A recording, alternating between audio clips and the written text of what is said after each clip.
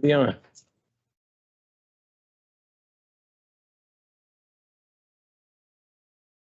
Yeah. Good? Yeah. All right, we'll try this again. It is 7 o'clock, January 27th. Newfields Select Board is now in session. My name is Hobie Harmon. I'm the chair. Catherine Tarnowski. Or Casper. And I will ask anybody who wants to address the board to please step up to the microphone, identify yourself. Before we proceed any farther, I want to make sure to thank the road agent and all his crew for all the work they did over the past week in that storm, and the fire department and the police department, because it was a major storm, and well done, folks. And we got another one to look forward to this weekend, possibly. It is January in New Hampshire. All right, first item on the agenda. Michael, you're up.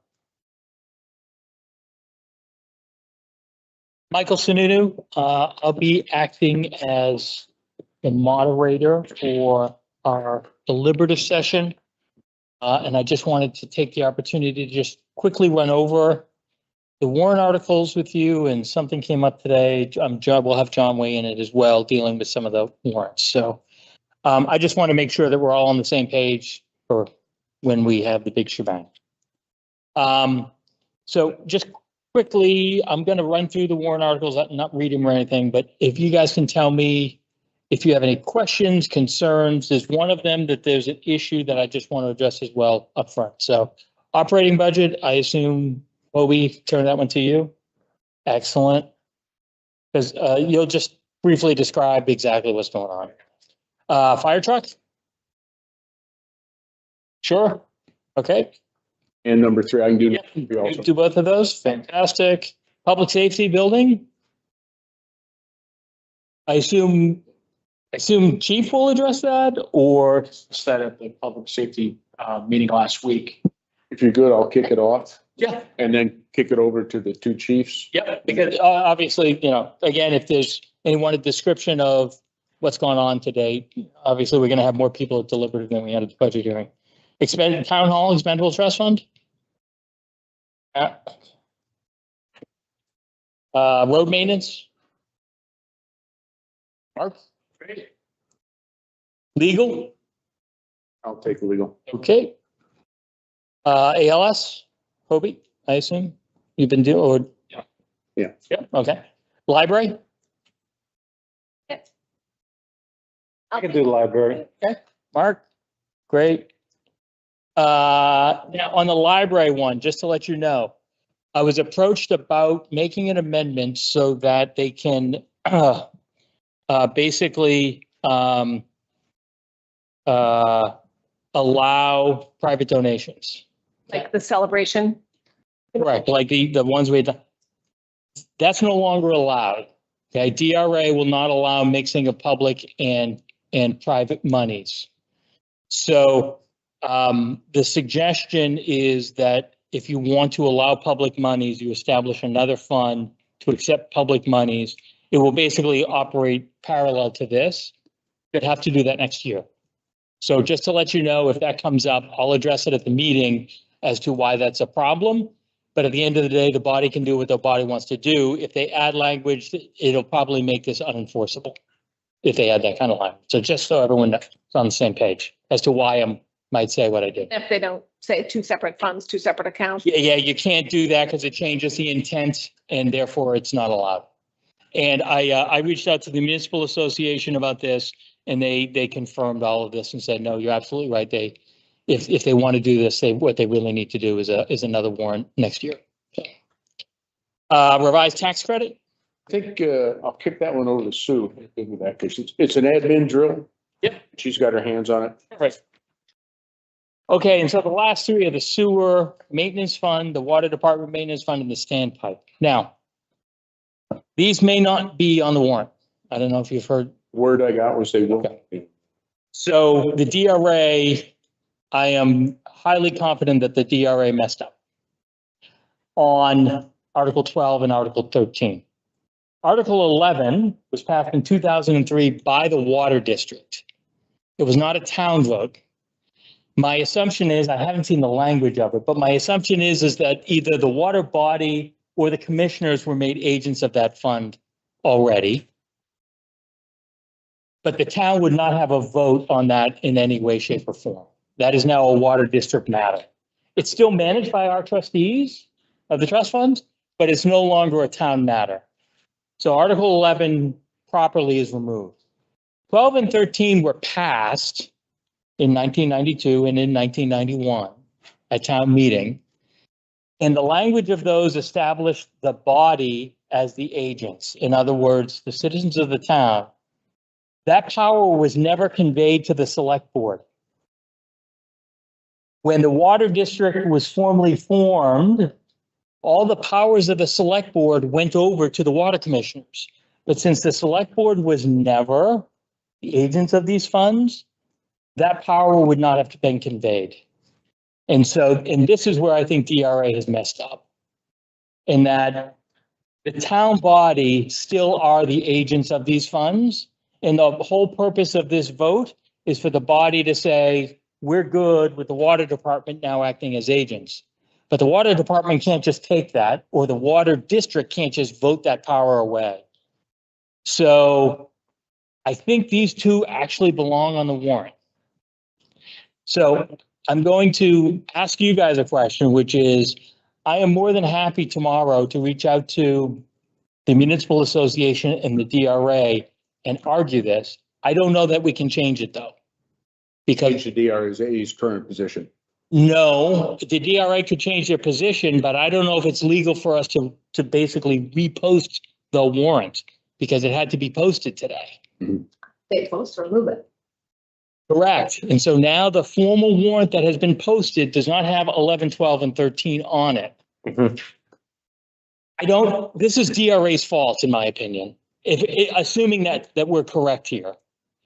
I don't know if they'll allow us to repost or not, but I'm more than happy to have the conversation if you guys want me to as moderator pro tem. Yeah. Sure. Okay, great. Maybe that we don't deal with them and that the water department is stuck and they have to do this next year. Her track record has not been really good. The last couple of years, it's been actually pretty lousy. So, all right. So those are the only things I have, unless you guys have any other questions or comments about deliberative. Yeah. Great. Thank you. Did we want to make a comment for people who are confused about what gets discussed and what doesn't, as far as the certain things when people say, well, why aren't we talking about this? Should we? So I'll address that as moderator as they come up. At the beginning of the moderation, I think the example John has set, I'll be basically laying down the ground rules, explaining the process, what's going to happen, have your voter cards. If you haven't checked in, get it. I'll be going through all that up front. If anything crops up though, that is like out of left field, I'll address it. Zoning type stuff. And I think that was, Yeah. people are wanting to either ask questions about it, and it's not the place for it. Yeah. Because Yes, I mean, these are not items on the warrant and therefore are not part of deliberative session.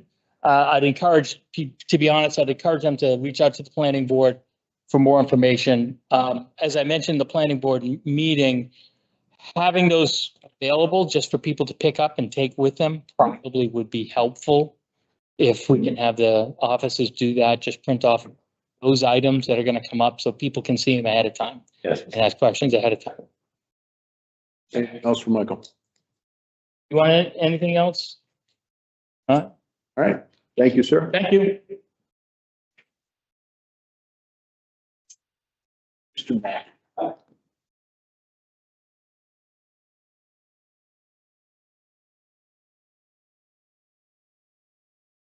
Mike Mackey, 31 Finn.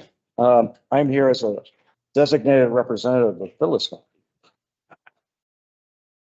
If I hand these out, you will show up and be. I will show up and be here on time. Right.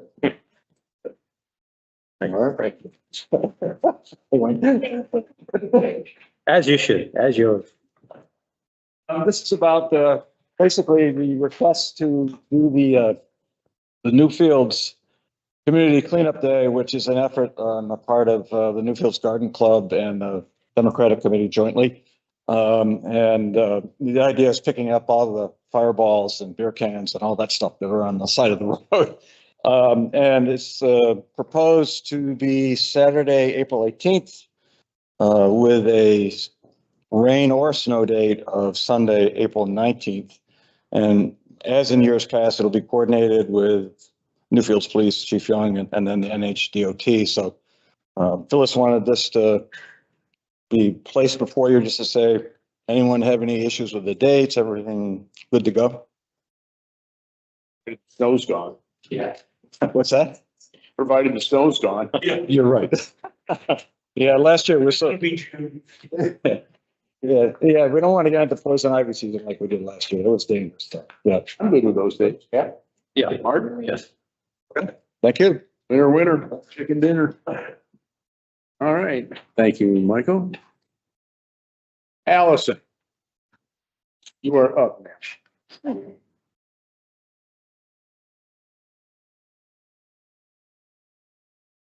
Allison Watts, Conservation Commission.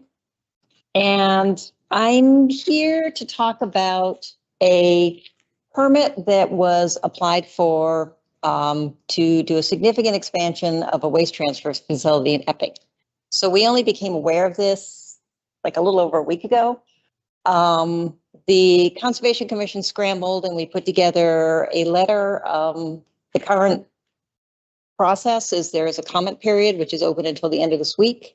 We put in a comment letter raising some significant concerns. Primary concerns are that it is a very large facility processing up to 750 tons of waste per day. It's on the banks of the Piscassic, which is just upstream of us. So there's the potential for groundwater, surface water, windborne, litter, dust, just all kinds of potential impacts to our community. Traffic, amongst other things. There appears to have been remarkably little publicity about this. We didn't know about it. Many of the other interested parties, including the Lamprey River Association, other neighboring towns were also not aware of it, but have managed to put in comments. So I'm just here to let you know that we did that. The comment period, because it's been extended, if there were an interest from the select board and also putting in a comment letter, we would be happy to help you think about some things that you might want to talk about. And also because water and sewer is here, we don't take any water from the Piscassic, do we? Oh, I'm sorry, what was the question? I couldn't hear you. Do we take water from the Piscassic? Is it a water source, potential or current? Not current. Not current day. Step up. Please, John. We don't draw from the Piscassic. However, our wells that we use, the majority of them, with the exception of two, are shallow gravel pack wells. So groundwater contamination could potentially be a serious issue if there is a facility of that significance, because frankly, all the water flows that way. So, and that's upstream. So it's a serious problem. Doesn't preclude future wells. If we're looking for So location, we new well, now we have to wait. currently in the process of trying to find more water for the district, and also too, we have to treat currently for PFAS and PFOAs in the water, and we do some blending. We have some wells that contain these chemicals, some that don't. So we're able to meet all of our permitting currently, but who knows what potential impacts something like this could have. It's definitely a significant thing, and it was kind of shocking to see, frankly. Aware that Epping's had a dump there forever, but the extent that they're looking to expand it is. It's right on that, really, right on that. Tom did a little, he's actually spent a lot more time on this than I have. So if you want details, but you figured 2 Dreamliners worth of waste per day. 777 Dreamliners.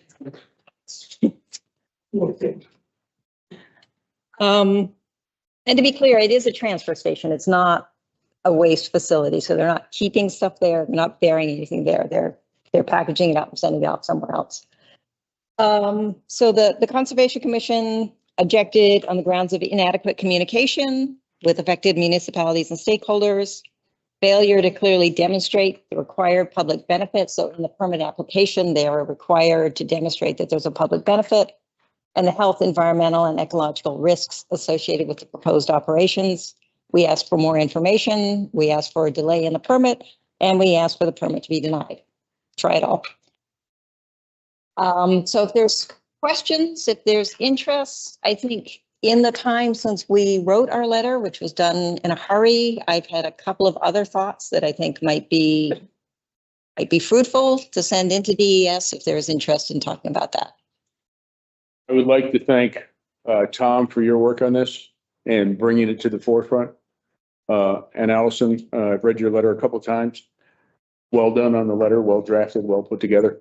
I did have a conversation with Janet Stevens, and she concurred that the notification process from the state was basically unacceptable, that we didn't find out. This started in 24, and we just found out 10 days ago. She talked about the fact that there was very poor attendance at the public hearing, and that basically, if you don't know about the meeting, you're not going to attend the meeting. And she said she would be looking into ways for DES to further expand their notification process or make it more accessible so folks could be able to check their schedule or have a way to preclude a reoccurrence of this event where we find it out. The only thing I wanted to touch base on your letter was talking about coming across state boundaries, and it's considered interstate commerce, and there's no ability of the state or any local government to impact interstate commerce because that's federal law, and that's why we catch all that stuff up north in the landfills up there, because it's just beyond the scope of what state and local entities to do. Janet Stevens, again, is more than willing to assist in any way she can. My 2 cents worth, and then I'll open up to the board and then the audience is, I think this is something that would be appropriate for the select board to draft the document. If not going into even greater detail, maybe incorporating the issues that you have that probably could have been brought forth, but just to support the letter that was drafted by the Conservation Commission, maybe add those points in, because all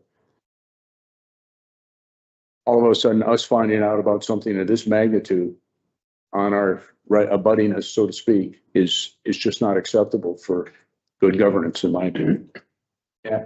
Absolutely. No, I agree. Yeah, I mean, I was on that call with Tom and I said, we should be hitting them with a sledgehammer. We should be coming at them with as much firepower as possible to, whether it's legal or, all the brain trust that's in this town, all the people that could potentially contribute to that. We should be absolutely shutting that down. If you think about what 750 tons is, how much is a car weigh? Was it 2 tons, 2.5 tons? If you stack 250 cars a day of construction waste, plus they have the PCBs, they have a permit to store PCBs there. And PCBs is like hot potato. Nobody wants it. And that's why they'll probably bring that up from Mass. Always trying to get rid of this and store it elsewhere. So. Big mess. The thing, you're right about interstate commerce. I hadn't even thought about that. The point that I think that we were trying to make there is gain versus Cost benefit analysis. so the benefit is to Massachusetts. The cost is, in terms of impact, is to New Hampshire. So, yeah. Lack of local benefit. So I think that's something we should work on as a board with you and those points you want to raise. And why don't we sit down and come up with draft and send it back and forth. I'm going to leave you with a couple pieces of paper. So just my sense of this, and I will say Bill Meserve is not here, but he would actually be a good person. Bill Meserve would be a good person because he's done a lot of consulting work in the state.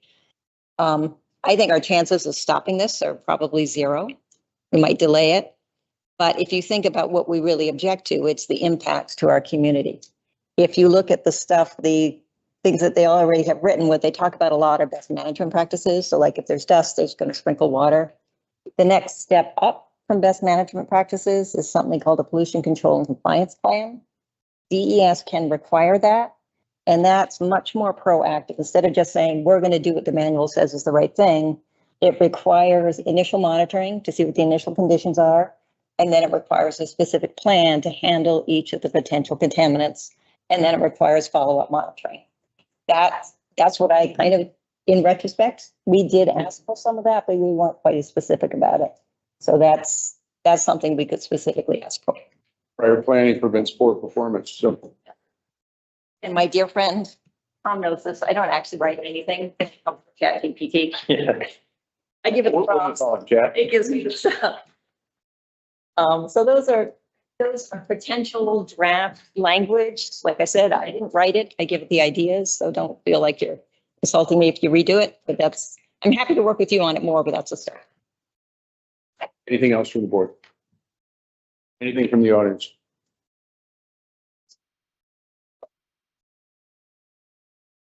Can I say one more thing about the Lamprey River Advisory Committee? Yes, ma'am. Because, so the first group that was aware of this, as far as I know, is the Lamprey River Advisory Committee, and I saw that was at the end of your agenda. I think it was Yes. at the end of the Appointment. agenda to see if there's, so were you on the Exeter Swampscott Advisory Committee? It was a few years. Yeah, and I have been on the Lamprey River Advisory Committee. They are really good ways to intersect with other towns. So we actually asked around the Concom, but there wasn't anyone who at the time who wanted to do that. So I'm here to encourage you actually to recruit for both of those groups. It's useful.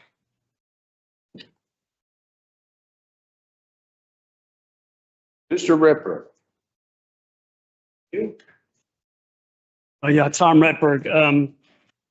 Not to take more than a minute or two, but there's so many layers of this that are problematic. And one of them is that there is sunshine that needs to be put on this whole project as to what is really taking place there. Some of the numbers are so large, it's hard to even fathom that much traffic going in and out and not stacking up trucks and all kinds of layers.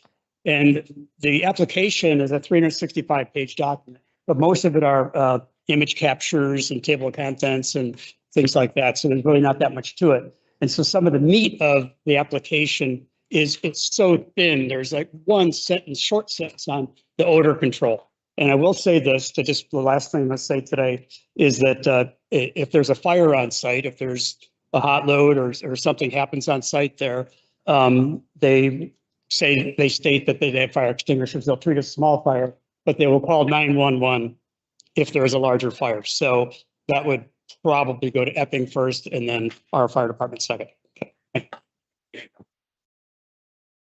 Any other comments, observations, questions? Michael? Michael, can you step up, please? What organization is doing this?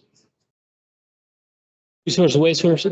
And is this the one off right next to the bike strip off of Mass Road? Okay, great. Tom Redberg again. So it's Resource Waste Services. I believe they have 6 sites. Lewiston, Maine is a site that just got expanded. Salem, New Hampshire is a site that just got expanded. I believe there's one more in New Hampshire perhaps, and then 2 or 3 in Massachusetts. But I'm not saying every, but multiple sites have undergone large expansions in the last 2 years or the upcoming years this is proposed to be. Tom, before you leave, has there been any legislative response to this in the State House that you're aware of? I'm not aware of any. I can foresee besides the Executive Council bringing in some There's legislators. probably be something to check in with the Environment and Agriculture. Beyond. We are working with other Concoms and some of the NGOs that are in the area. I was surprised in the documents received that the Epping Concom was not intimately involved in this, whatever I was ascertaining from the reading that we received. Everybody is shocked by that. The other factor is in making some phone calls, Epping, the town is supporting this. And so that precludes our town council has conflict of interest because their DTC is representing, one of their attorneys is representing Epping. So, but he did give me, if we need to pursue with legal counsel, he did give me 2 other attorneys that would be more than capable of handling this situation. Yeah, one of the big questions of this is the silence within Epping is very loud. Thought it was interesting that one of the things they talked about, it was reduce their waste costs. And I kind of, okay. I can appreciate you're trying to save some money, but I think if at the last Concom meeting, Caleb Fields mentioned that the place is an absolute disaster if you go in there. So has a lot of potential for remediation. The main transfer station is further north in town along 125. So this is not their transfer station, by the way. And a little background on Epping, they've got a huge warrant article in March for a wastewater treatment plant, millions of dollars. I think it's 38, that is federally mandated. Like they have to do it and get this rectified by 2026 or 2028 very soon. So they do have financial issues. And I feel like a bit heartbroken that part of the solution to that might be having thousands of trucks per week coming in from other places. And by the way, the tonnage involved, by my rough calculations, is about the entire population's trash of Rockingham County or half of Essex County, Massachusetts. So it's a regional issue. And that's why the lack of sunshine on this is very alarming, because this is not a local town transfer station by any stretch at all. This is a large regional issue that is crossing state lines as well as a good chunk of New Hampshire. Right. Anything else? All right, since you brought it up, I'm going to jump ahead to the Local River Management Advisory Committee nominee form for the New Hampshire Rivers Management and Protection Program. Mr. Reserve has been nominated for that position. And any comments, observations from the board? That's a good fit. All right. In that case, I'll make a motion that Mr. Reserve be the candidate for that position. Second. All in favor? Aye.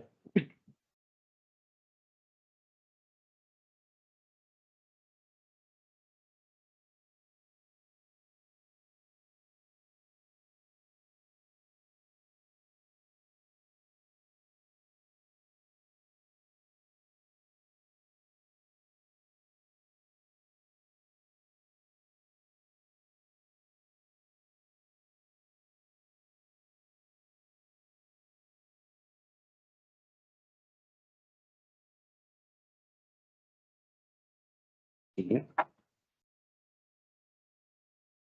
All right, next item on the agenda, ex officio. So we'll start out with the planning board for the 8 January 26th meeting. The January 26th meeting? All right, 8 January, wasn't it? Didn't you, when did you have it? The 8th? Yeah. I might have given the, what did I feel like we did this last time, but maybe that's just my brain.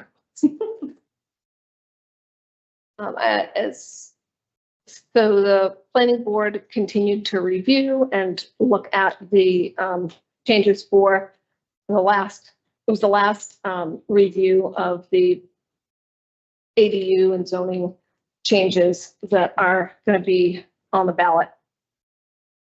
There was some conversation about the way the numbers describe the maximum size of an ADU, because we are looking at a finite number rather than a percentage, as it's been in the past.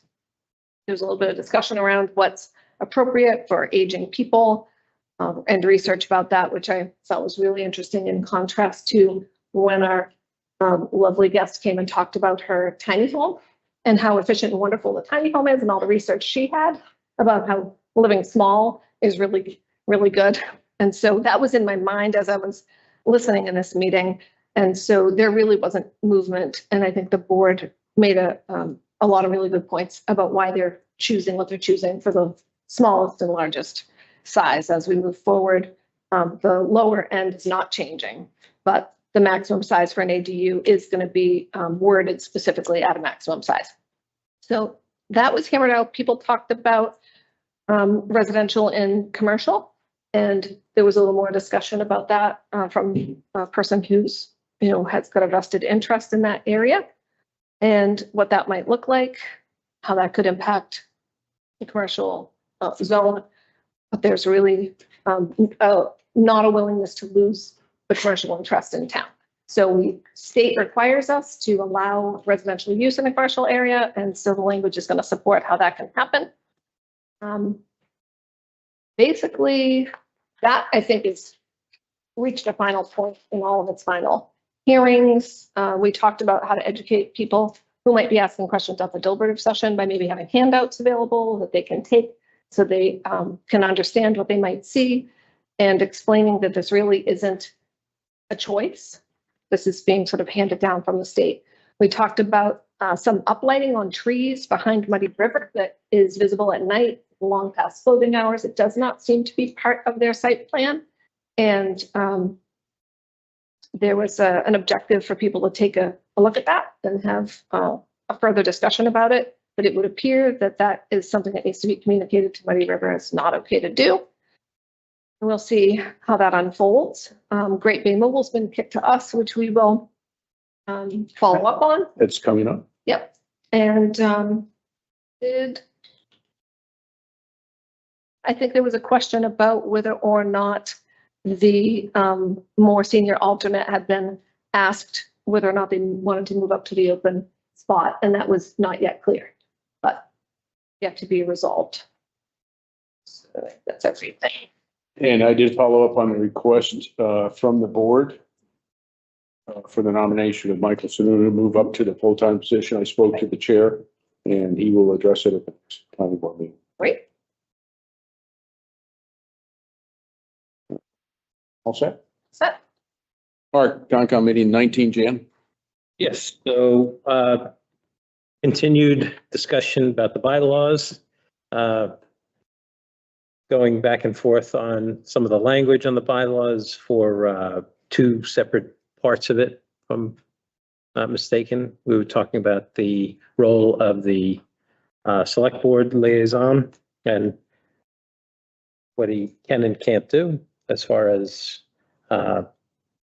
working within the Concom. So, for instance, the most glaring point, I think, was that if I'm in that position or anyone in that position, it would not be to, would be basically as a communication vehicle and not to vote on issues at hand.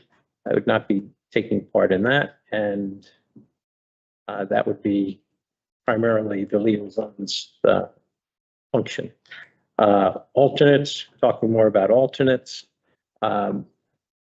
Some of the dates and that, but that's to be determined, right? As far as when that alternate will be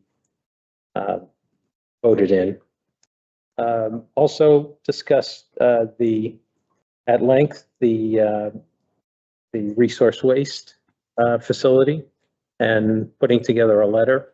And I think that's probably the most pressing piece. I would ask Concom to really keep hammering away at this and to chase this down until we get an answer on that permit. What else? Went over monitoring reports, and I believe that was it. Oh, and we had the window, talked about the window inserts, and the program seems to be working pretty well. Question for you, sir. What was the final decision as to the minutes for the Conservation Commission, how you're going to handle that? Say that again? Minutes for the Concom. There was a great discussion about that. How did that end up? The minutes. So refresh my memory. Go ahead. We were having some discussion about how best to handle the To minutes. record them. Oh, okay. If you're Yeah. talking about, So I think we decided to go ahead and request a paid minute taker. The role that Heather Meserve has been taking. We feel that basically we were trying to figure out if we could, but replace the human with AI completely. And it seems there's still enough work that we need an actual human in there for now. We're hopeful, but so it has not been decided which way to go. we are requesting a minute taker from the town. Secretary. No, we have a whole nother meeting on defining the role of secretary and it'll probably be different. So, yeah, so I don't think from the town's point of view, it hasn't changed because we didn't rescind the request, but we are not going to rescind our. So I'm sorry, I didn't understand what you were asking, but when we were talking about it, we were saying that the information that comes from the computer itself, or that when it's taken down by text, that it would get boiled down. And sometimes you need a third party to put that all together, correct? Yeah. And the last one I had is, the board is, select board has said that once you're complete, the Conservation Commission is complete with their bylaws, then we'll move forward on filling that alternate position, and not until which time. Okay, takes care of that.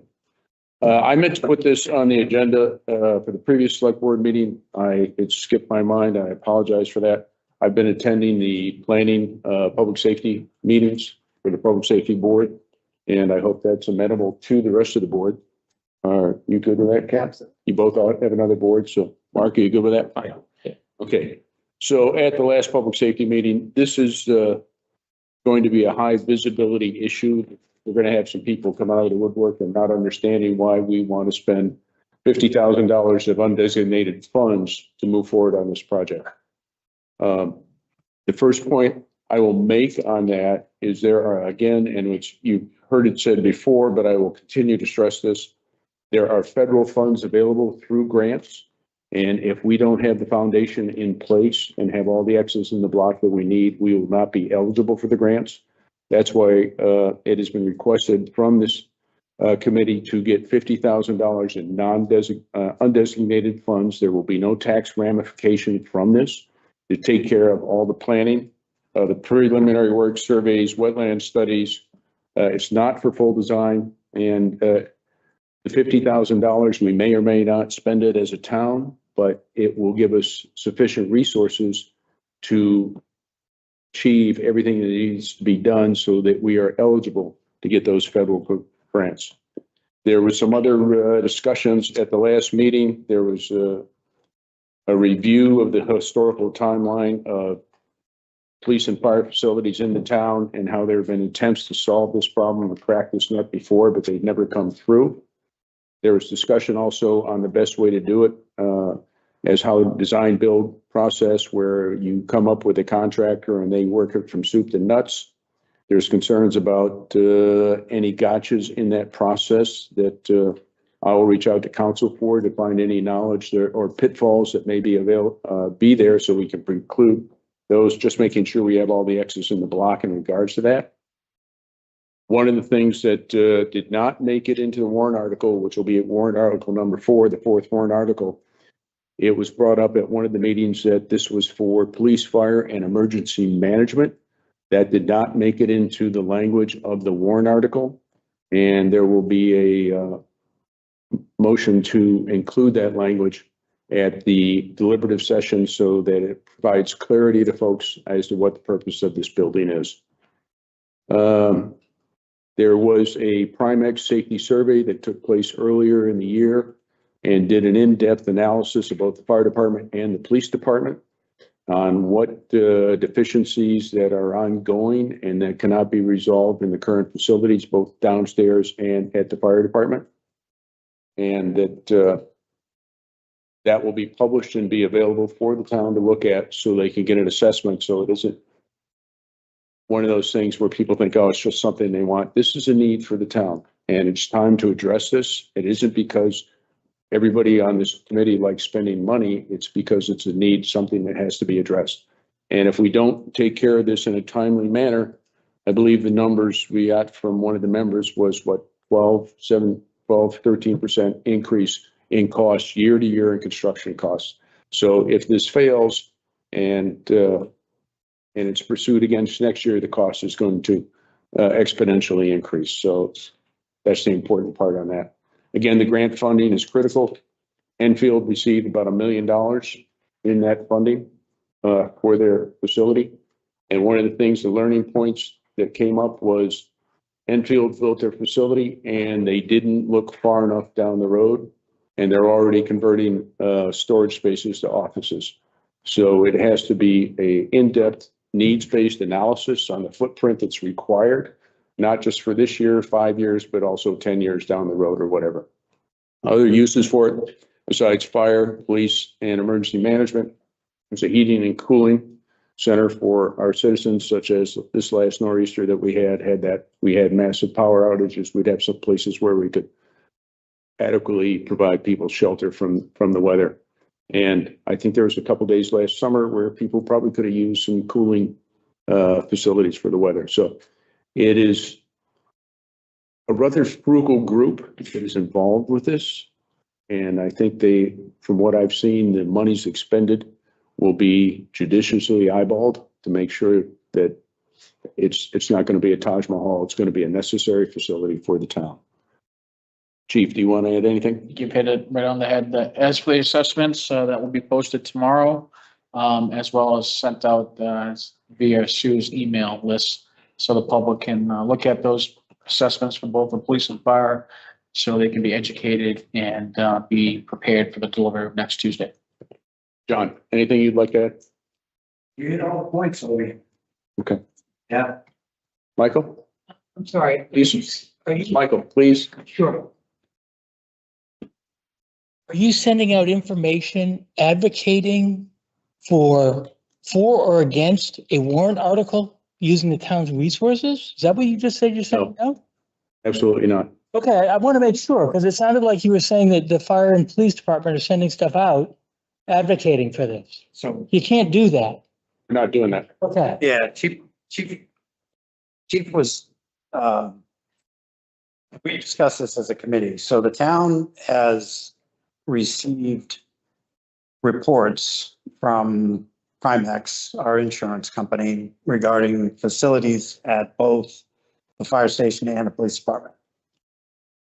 We're just making those reports publicly available to people. We're not biasing them in any one direction or another. We're just putting them out there so that the townspeople have the information. And that's all there is to it. It's not an you guys are really skirting things here. no. We feel it's Using important. town resources to advocate for the town spending money on a warrant article. Not sure what resources we're using other than just You're using email lists. well, but Can I respond? There's I'm not saying this, I'm not. I'm saying you guys are really going close to, if not over the line, of using town resources to advocate for the defeat or failure of a warrant article. I don't see it that way. There have been audience members in this meeting that have asked, what is the survey we're talking about? Why haven't we seen it? What is this Primex report? Why haven't we had a chance to look at it? And Chief has answered why it hadn't been made public prior.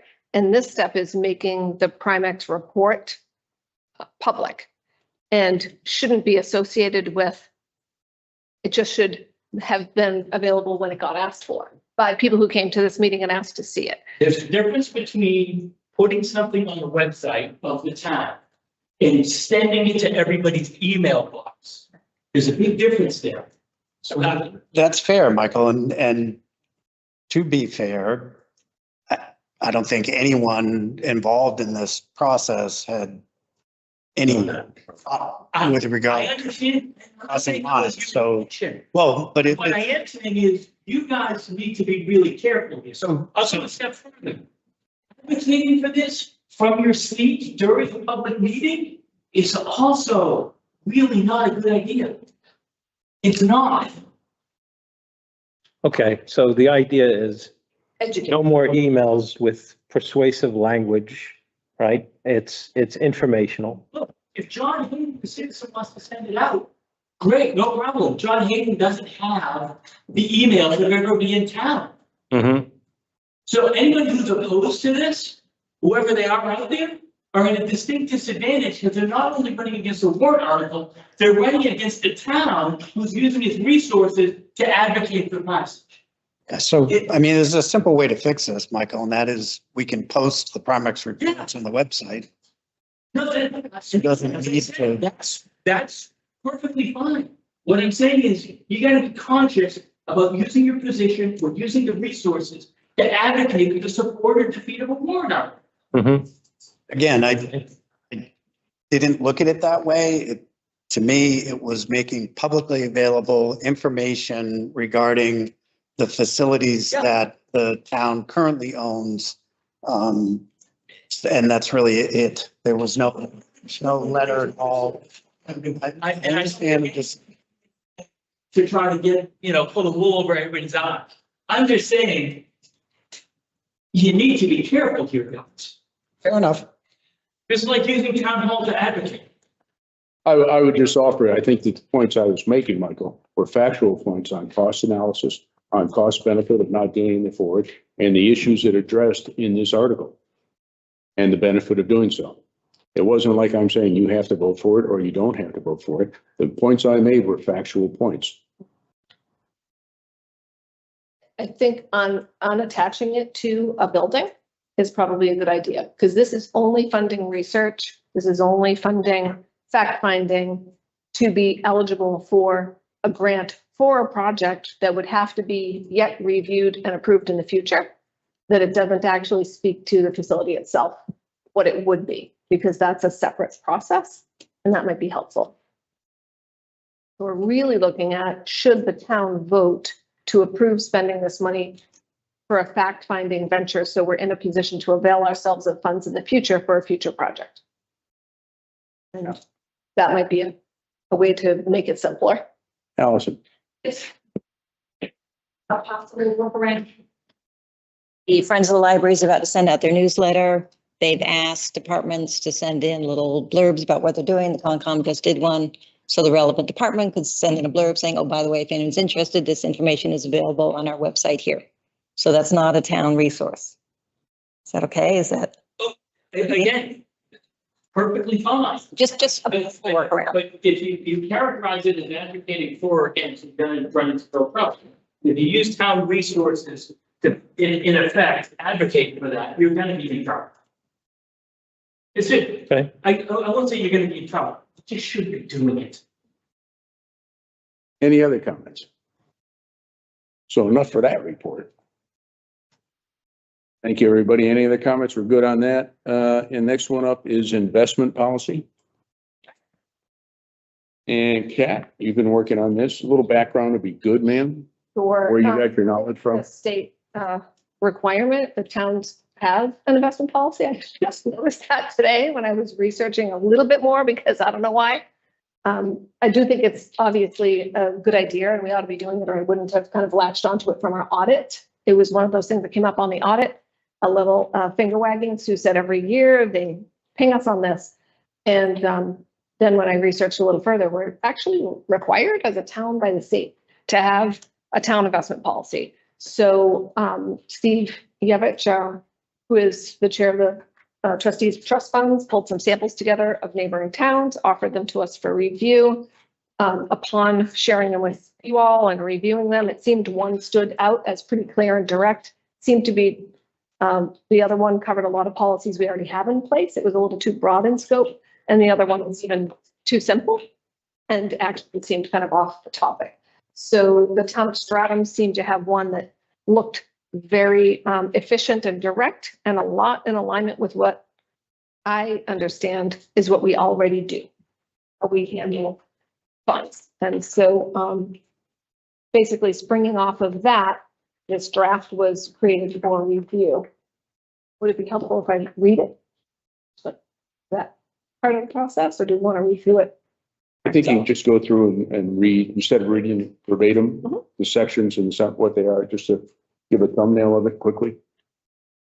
So essentially, the town of Newfields investment policy provides a guideline to support appropriate management of the investments for the best possible results for Newfields, so that taxpayers understand that the funds that the town of Newfields holds that doesn't need to use in that moment can be invested, but there are guidelines from the select board essentially around safety and liquidity and timeliness for these things to be handled. So focusing on reducing risk, but also to the benefit of the town, potentially earning some funds.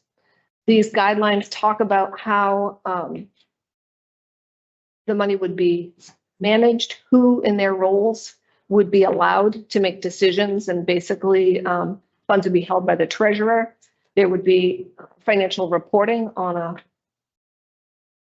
biannual and annual basis, as well as regularly accounted for.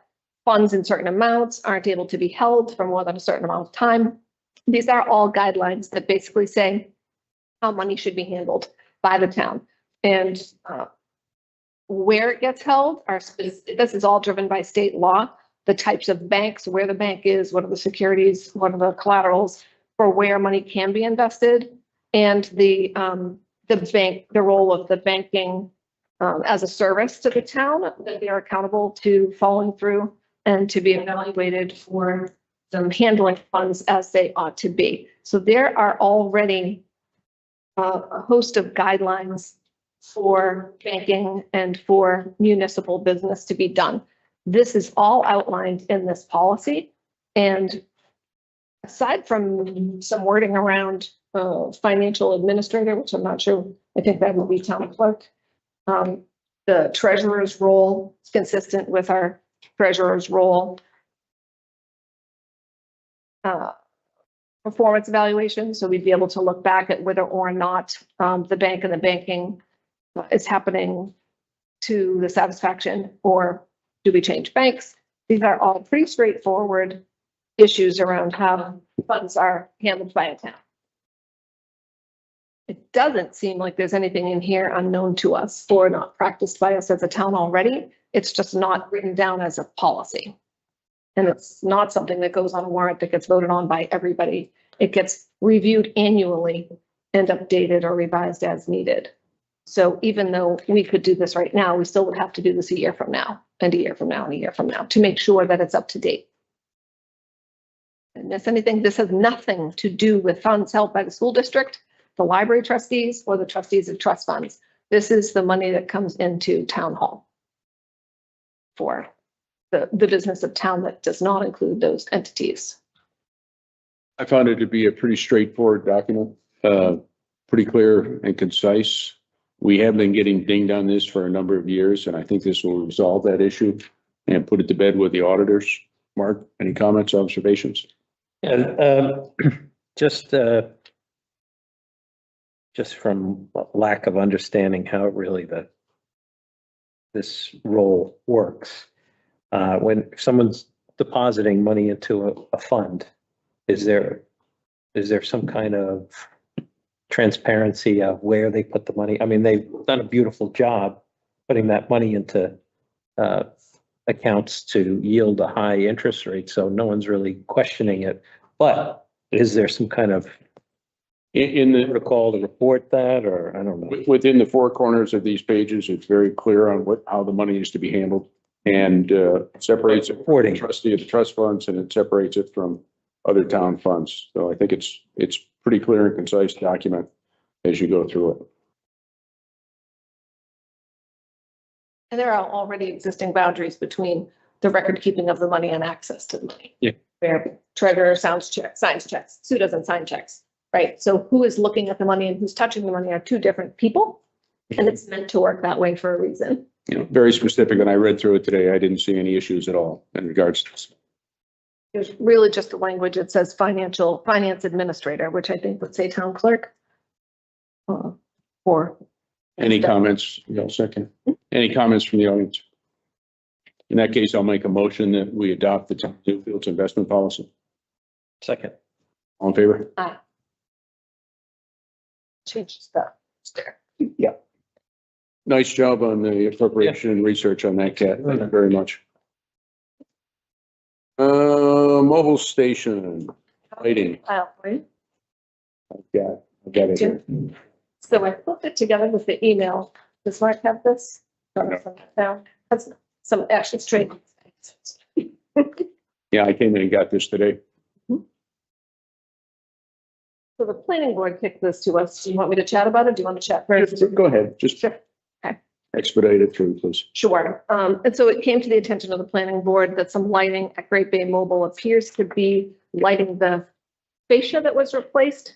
While they called it canopy, they refer to it as canopy lighting, but it's not actually. There is down lighting under the canopy. This is different lighting. Based on the minutes from the meeting of November 14th, 2024, some very specific questions were asked about this lighting. So even though they moved forward and they had a plan with approval, the function of this lighting, now that it's installed, appears as if the whole fascia all the way around is backlit, like neon lit or backlit. This is outward lighting, not down lighting. There's zero benefit to this LED string lights as down lighting for motorist safety or customer safety, because the entire canopy is lit underneath as it should be. And so during the meeting, when they were speaking about lighting, specifically, it was Mike Price asked about the LEDs on the band of color on the overhang, which is called the fascia on their building inspector application. When they filled out their building permit application, they called it fascia. And two different building permit applications were filled out, and this section was called fascia, not canopy. Canopy is the underneath part. So Mike Price asked about the LEDs on the band of color on the overhang. So that's identified as the fascia by Great Bay Mobile. Craig indicated there will be no direct outward light and they will be turned off when the store is closed. I'm not sure they're even being turned off when the store is closed, but it's absolutely outward light. That's what you see when you drive by it. That's why people are mentioning that they're seeing it. It does not function as downward lighting. On their diagram here, which is part of their plan, which was approved, step 4, install LED corners first, install 118 inches of LED down lighting, starting here at the panel right here, where it says mobile. So this is illuminating the fascia. This is not illuminating the canopy. Anyhow, to deal with it, a letter was sent by Glenn, basically saying that your lighting is found to be not consistent with the plan that was approved, and an email which we've attached to what I handed out was sent back, basically saying we've been told by the global partners rep that you have an issue with the canopy downlighting at the mobile site. We submitted the attached brand book and subsequently attended the planning board meeting November 14th. We felt the brand book called out the fact that the canopy was illuminated. Indeed, it was a subject of discussion among the board members, and our representative, Craig, explained the nature of the lighting on the board. Craig said there would be no outward lighting on the fascia. Even though the word fascia wasn't used, Mike Price called it the overhang. The board approved our submission, and basically they're saying they disagree. Bill's guidance to the building inspector is that the sign changes are okay with the exception of the gallon prices being digital and illuminated. So I think that our position is that the function of what they installed is not what was approved, and it doesn't meet the zoning guidelines. And we have to actually look at the zoning, which I sent that, which would be 4.6.10, page 10 in the zoning book that talks about illuminated signs. This is not a sign. This is fascia, doesn't need to be illuminated. And downward lighting for motorist safety is under the canopy, and we don't have an issue with their canopy lighting. We have an issue with their fascia being outward lit, because that's the function of what they installed.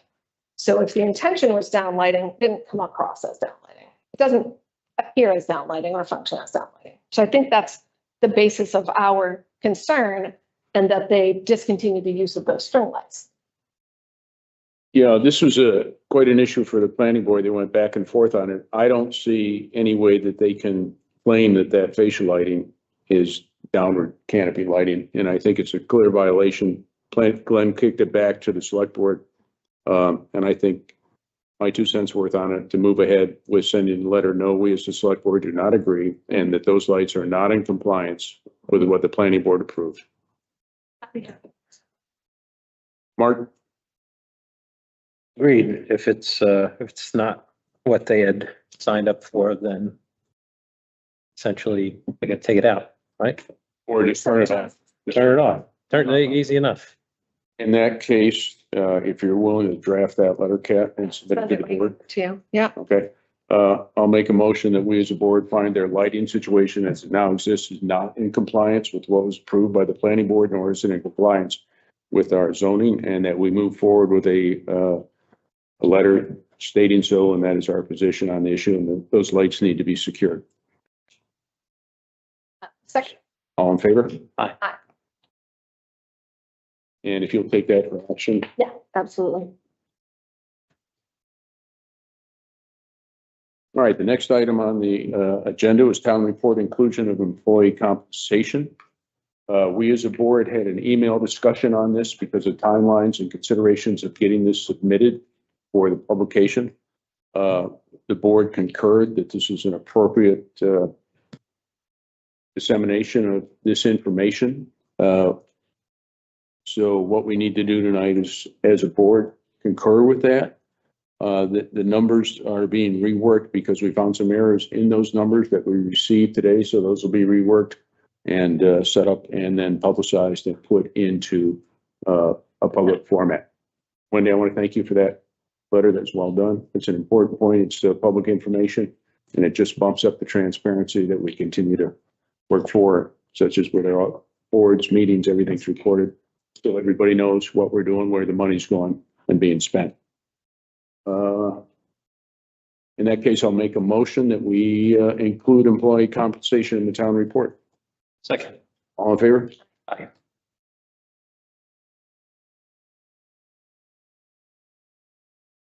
ALS Tri-State Trek. This comes up every year, and basically it's on Saturday, 27 June 2026, 250 cyclists will travel through your town between 08:30 approximately and 12:30 for the ALS Therapy Development Institute Tri-State Trek. This is a recurring event working on ALS, Lou Gehrig disease, motor neuron disease. And it is a fundraiser on an annual basis. Chief, do you have anything you want to throw on this? It's a yearly thing that comes through town, market. We never had any issues. They put up proper, never had any complaints. Yeah. Mark, All good. anything from the audience? Okay, in that case, I'll make a motion. We approve this and move forward with giving them our green light on this. Second. All in favor? Aye. Just a minute, please.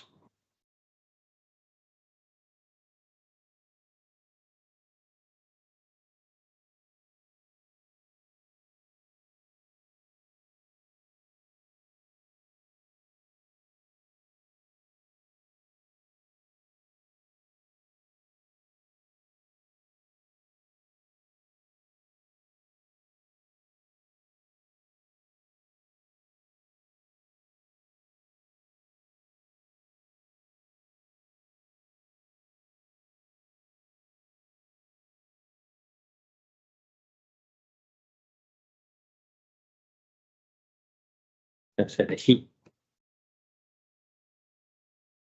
Turn it up in the back.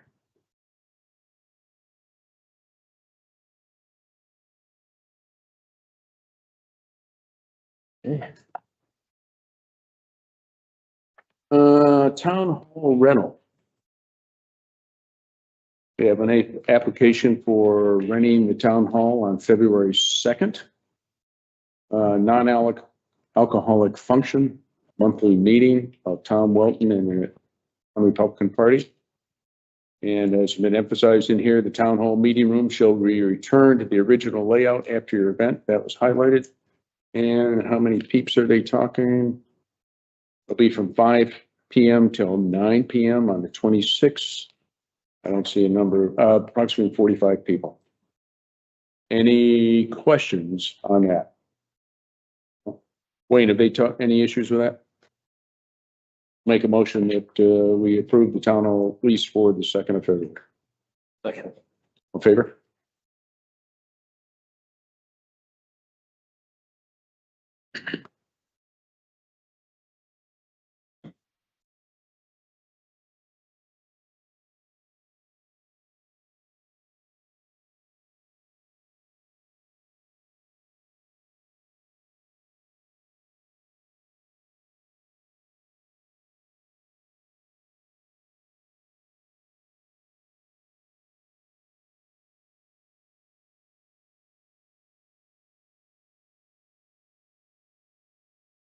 Next item on the agenda, delegation of deposit authority pursuant to the appropriate RSA. The town treasurer has the responsibility to deposit all such monies received by the town of Newfields in appropriate financial institutions as outlined in statute.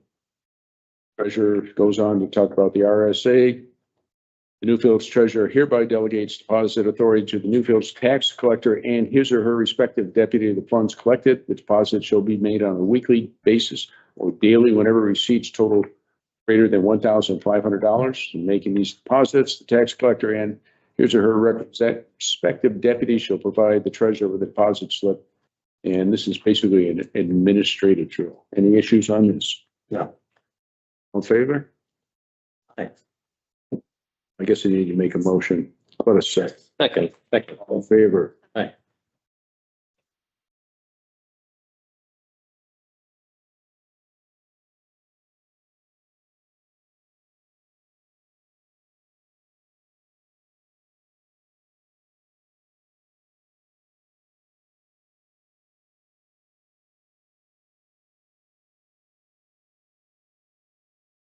Minutes. For the 6th and the 14th. Reviewed them and have no suggestions for edits. And Keisha, those are the ones after the corrections today. Yes, she was updated. Okay, Mark, anything for the 6th and 13th? I'm good. Okay, then I'll make a motion to accept the minutes as drafted. Second. On favor?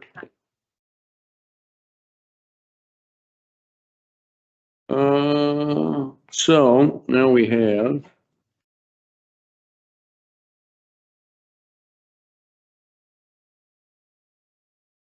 we need to sign MS 636, the warrants, and the MSDTB for default budget of the municipality. This is an administrative drill.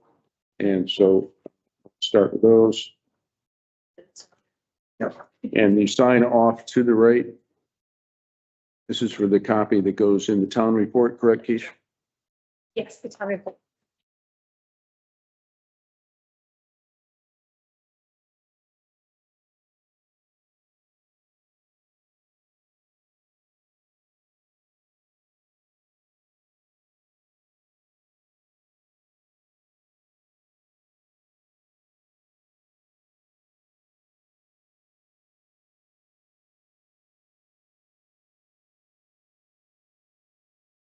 Thank you, sir.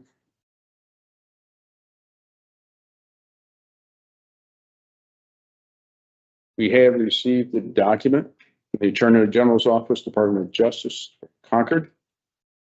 Political subdivision certification of compliance.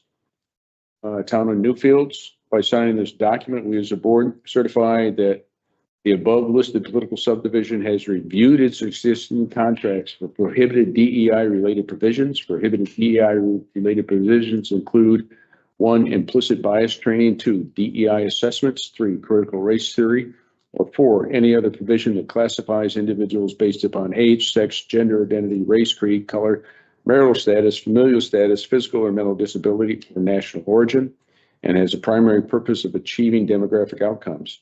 Prohibited DEI related provisions do not include, among other things, anti-discrimination provisions and programs or provisions that ensure a program is available. This in response to state law that was passed by the House and the Senate and signed, and it is a requirement for us to certify that we are not engaging in such programs. Any questions from the board? Any questions from the audience? In that case, it just requires a signature of the chair, and I will go ahead and sign that.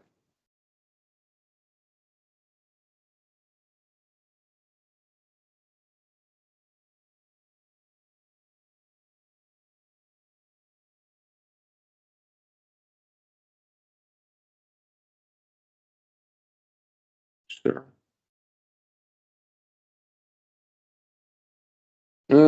Just a couple other items. One we did have notice from DES, that Eversource is going to be going through doing proposed vegetation maintenance along existing power lines, just so everybody's cognizant of that. And they haven't really given us a date when they're going to be doing it yet, but just a heads up on that.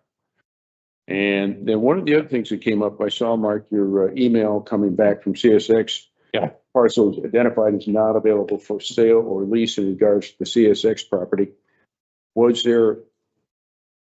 Did we ask about just using it for access as we have for other pieces of That property? letter that we submitted, uploaded to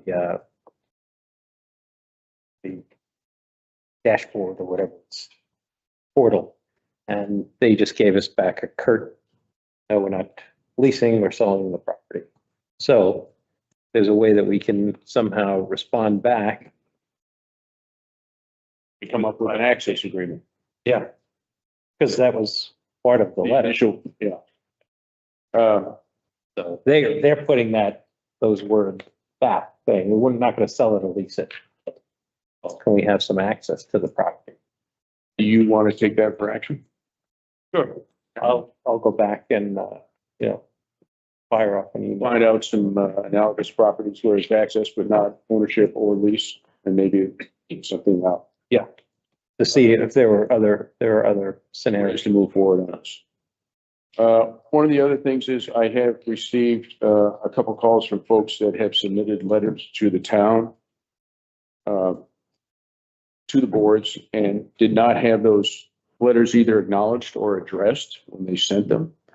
I think we should look at the next select board meeting, making it a policy that when somebody takes the time to communicate with the town with a letter or an email as to an issue, that it be acknowledged and that there be a response from the appropriate entity as the same. If somebody's going to take the time and energy to express their opinion, I think it behooves us to acknowledge it and address it.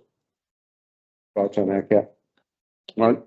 Is there something in specific that we? Not something, because I want to talk to all the chairs before I go into Oh, okay. in any further depth. And I think we can take care of that at the next board meeting, and I'll have communicated and worked it back and forth.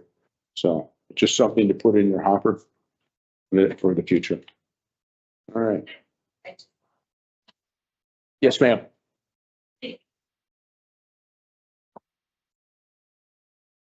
Conservation Commission, I mean, we received probably 100 emails in the course of a week, and we are volunteers.